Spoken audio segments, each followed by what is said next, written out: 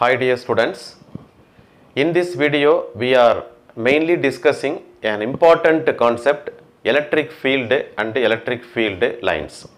We already know that when we have two charges in space, there is an interaction between the two charges, and that is explained clearly by Coulomb's law, you know very well.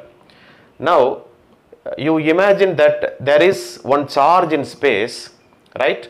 So we bring another charge very nearer or at some distance. Let us check what will happen, and from that we can understand what is the concept of the electric field, right?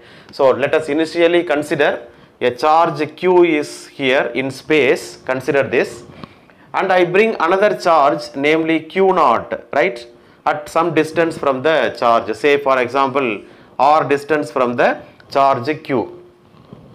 What will happen? Definitely this will experience a force due to this positive charge. Maybe if it is positive, it will be repulsive force.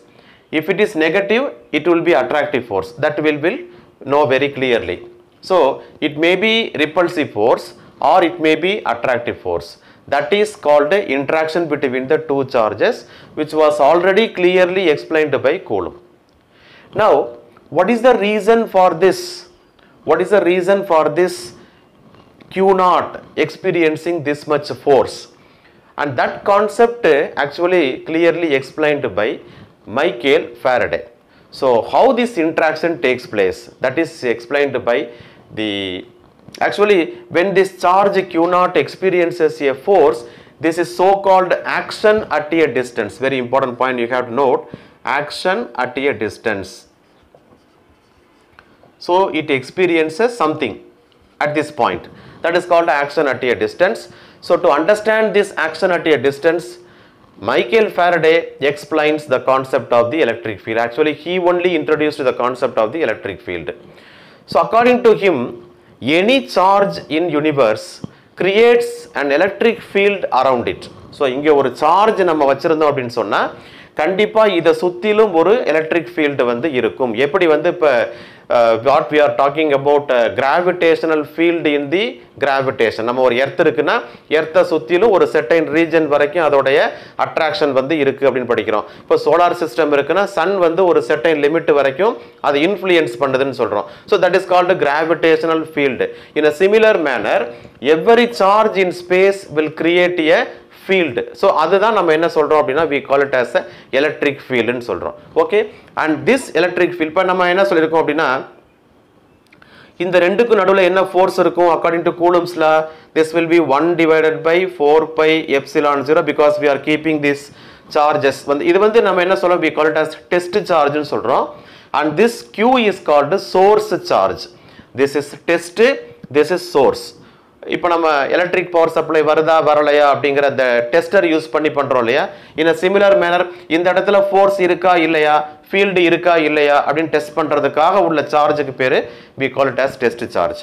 So Q naught divided by r square, it is a vector quantity, so we put r cap here. Okay, so this is what, or simply you can say that f vector is equal to constant into Q naught divided by r square into r cap.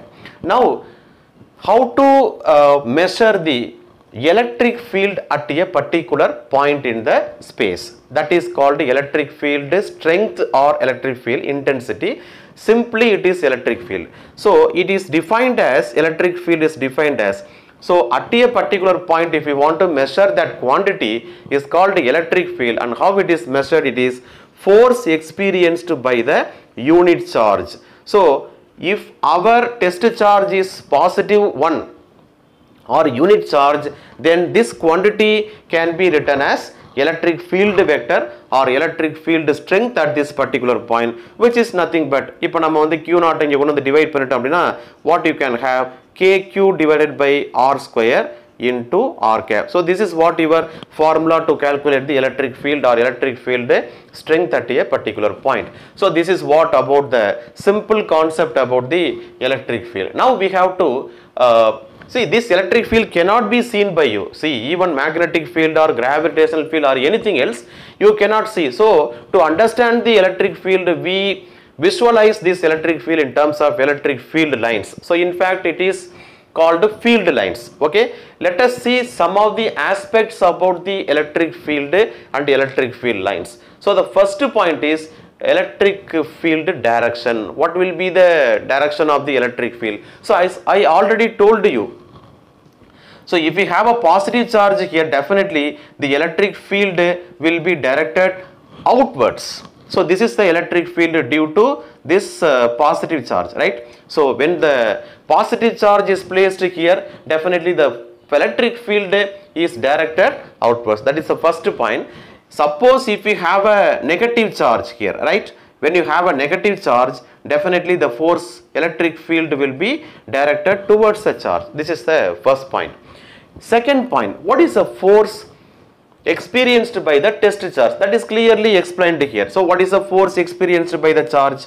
I will explain once again from the same diagram. So we have a charge here. So what will be the force experienced by this test charge? F vector is equal to, you have this formula. So Q naught into E vector. So Q naught into E vector, and that is directed along this way. If it is a positive charge, this is a force direction. If it is negative charge, this will be directed like this. That is also the same magnitude Q naught into E. That is the second point. Then we have the formula electric field is equal to KQ divided by R square. Am I right? So in this there is no Q naught. There is no Q naught. Only we have Q. So what we can say, electric field depends on Q only. What is Q? Q is the source charge and does not depend on the what? Does not depend on the test charge. That is another important point. And then electric field depends on the distance. Electric field actually it is unique in direction. Every point the direction will be the same, but magnitude will differ depends on the distance. When you go away from the source charge, definitely the strength will decrease. Say for example, you have the source here, and when you have a point here, the electric field magnitude will be greater. So when you come this, the electric field strength will decrease, and so on. In all the direction this will be the same as far as positive charge is concerned. As far as negative charge is concerned, definitely the field will be directed towards, but when you come towards the charge, the strength will gradually increase. So that is represented by the different lengths of the arrow. So when you go away, when you are near by the source charge, the length is much more high, and then less, and then less. Okay. If it is a negative charge, you will be directed towards the charge, and the strength will go on increase. That is the very important point. And this Q naught, what should be the nature of the Q naught? The Q naught must be as small as possible. It should not disturb the source charge. It should not repel or attract. It should dominate. It can dominate this. Q can dominate Q naught, whereas Q naught should not dominate Q. So that's test charge must be very, very small. And E is valid only for point charges. Whatever the formula we have seen here, that the electric field is valid only for point charges. In the case of continuous distribution of charges, we have to go for integration methodology, right? But here we have the only the test charges. I mean we have the discrete charges and point charges. In case the distribution we have, then what should be the condition is, you have to take long distance, the distance of the point where we are going to find out the electric field, that must be very, very large. Then we can compensate this. So because the system can be considered as a point charge, that's why I am saying this. And finally the different types of electric field. So we have mainly two types of electric field. One is a uniform electric field and another one is non-uniform electric field. So uniform electric field means at every point the direction as well as magnitude should be equal.